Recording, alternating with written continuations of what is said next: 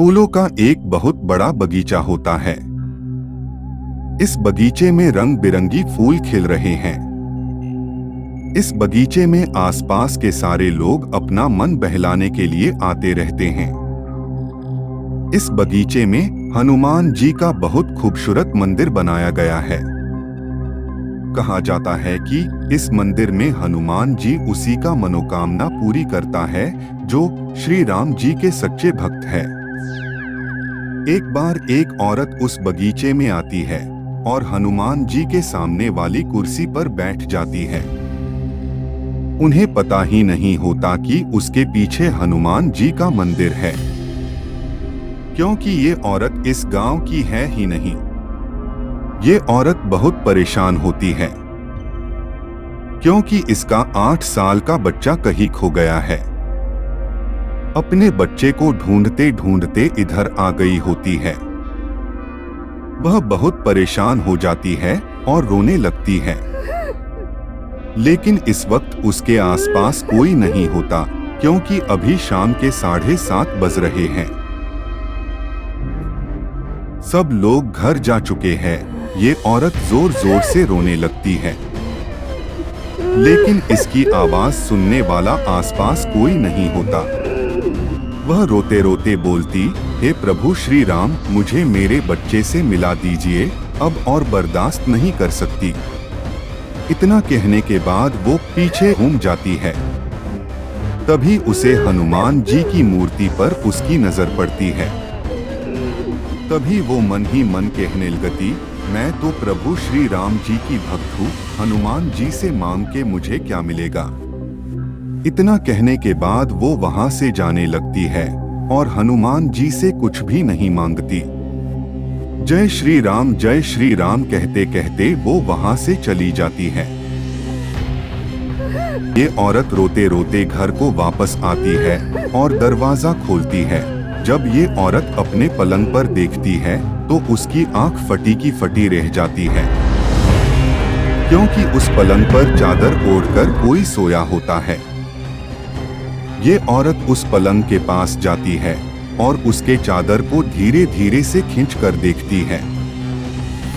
तो ये औरत जो देखती है, इसे देखकर ये पागलों की तरह रोने लगती, क्योंकि इस चादर के अंदर कोई और नहीं बल्कि उसका खोया हुआ बच्चा सोया होता है।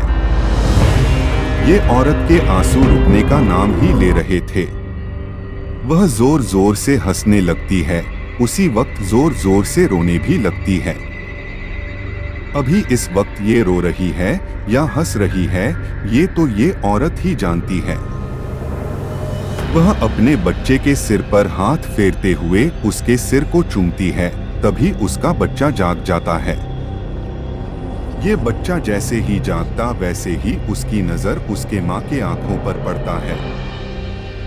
ये बच्चा अपनी माँ को देखकर एकदम से दंग रह जाता है, क्योंकि जब ये बच्चा अपनी माँ के आंखों में देखता है तो माँ का आंख आंसुओं से भरा होता है।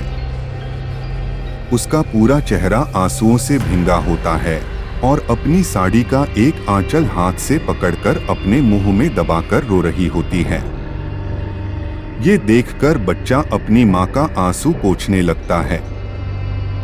वह ये सब देखकर माँ से पूछने लगता है, क्या हो गया माँ, इतना क्यों रो रही, क्या हो गया तुझे, इतना परेशान कैसे हो गई, क्या हो गया तुझे, इतनी क्यों रो रही है माँ। माँ अपने बच्चे को सीने से लगा लेती है और कहती है, आज तू खाना भी नहीं खाया और ऐसे ही सो गया, इसलिए मुझे रोना आ रहा है। तभी बेटा बोलता है, हाँ माँ, ऐसा लगता है मैं 2-3 दिन से खाना नहीं खाया हूँ, बहुत जोर से भूख लगी है और प्यास भी।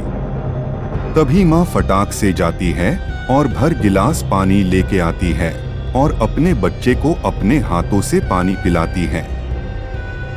साथ ही साथ कहती है, आजा आजा चल मेरे बगल में ही बैठना, मैं एकदम गर्मा गर्म रोटी पकाती हूँ, फिर हम दोनों माँ बेटा साथ में खाना खाएंगे। बच्चा बोलता है, ठीक है माँ, चल बहुत भूख लगी है। माँ रोटी पकाते पकाते मन ही मन कहती है, हे प्रभु श्री राम, मैं आपका शुक्रिया अदा कैसे करूँ। आपका बहुत बहुत धन्यवाद प्रभु, अपने मेरी प्रार्थना सुन ली प्रभु, धन्यवाद प्रभु धन्यवाद। तभी उसका बेटा बोलता है, माँ आज मैं एक सपना देखा माँ। माँ बोलती है कैसा सपना देखा मेरे बच्चे, जरा मुझे भी तो बताइए। बच्चा बोलता है, माँ मैं सपने में देखा कि मैं खेलते खेलते अपने घर से बहुत दूर चला जाता हूँ और एक बहुत घने जंगल में रास्ता भूल जाता हूँ माँ। माँ मन ही मन सोचने लगती है, ये तो मेरे बेटे के साथ असली का हुआ है। माँ बोलती है, आगे आगे क्या हुआ मेरे बेटे, आगे क्या हुआ? बच्चा बोलता है, जब मैं उस जंगल में रास्ता भटक जाता हूँ तो मैं जोर जोर से मदद के लिए चिल्लाता हूँ, लेकिन मेरी आवाज सुनने वाला वहाँ कोई नहीं होता माँ। आगे क्या हुआ मेरे बच्चे? बच्चा बोलता, जब मैं जोर जोर से मदद के लिए चिल्लाता हूँ तो वहाँ एक शेर आ जाता है माँ।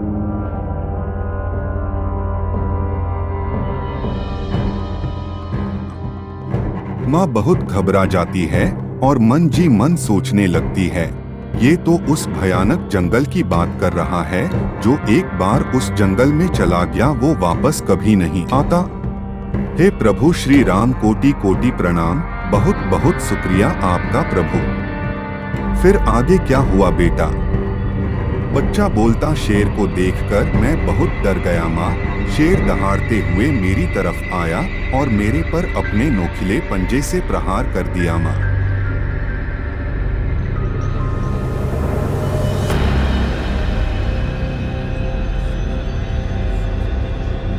लेकिन मुझे कुछ भी नहीं हुआ माँ। माँ बोलती है, बेटा शेर आपको नहीं मार पाया, वो कैसे बेटा? बेटा बोलता है, माँ शेर जैसे ही मेरी ऊपर जंप मरता है तभी अचानक से जोर जोर से बिजली कड़कने लगती है, जोर जोर से हवाएं चलने लगती है, धरती पर पूरा का पूरा धूल मिट्टी उड़ने लगती है, फिर धीरे धीरे से सब कुछ साफ होने लगता है। उसके बाद जो मैं देखता हूँ माँ, एकदम चौंक जाता हूँ माँ। क्यों बेटा, क्यों चौंक जाते हो बेटा? बच्चा बोलता, माँ बिजली कड़क रही थी, जोरों से हवा बह रही थी, धरती से धूल मिट्टी धीरे धीरे कम हुआ तो मुझे साक्षात प्रभु श्री राम के परम भक्त हनुमान जी दिखे। मेरी रक्षा हनुमान जी ने की माँ। उस शेर को मारकर मेरी रक्षा हनुमान जी ने की माँ। और एक चीज माँ, ऐसा लग रहा था ये सब सपना नहीं है माँ, एकदम से हकीकत लग रहा था। उसके बाद हनुमान जी ने मुझे अपने कंधे पर उठाकर आकाश में उड़ा ले गया माँ। उसके बाद तूने मेरी नींद तोड़ दी माँ। ये बातें सुनकर माँ शतब्द रह जाती है। वह सुबह होते ही फौरन उसी हनुमान जी के मंदिर में जाती है और हनुमान जी को धन्यवाद बोलती है।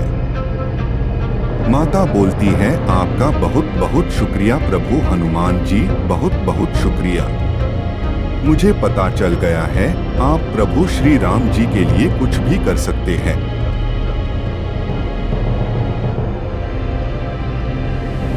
जय हनुमान, जय श्री राम।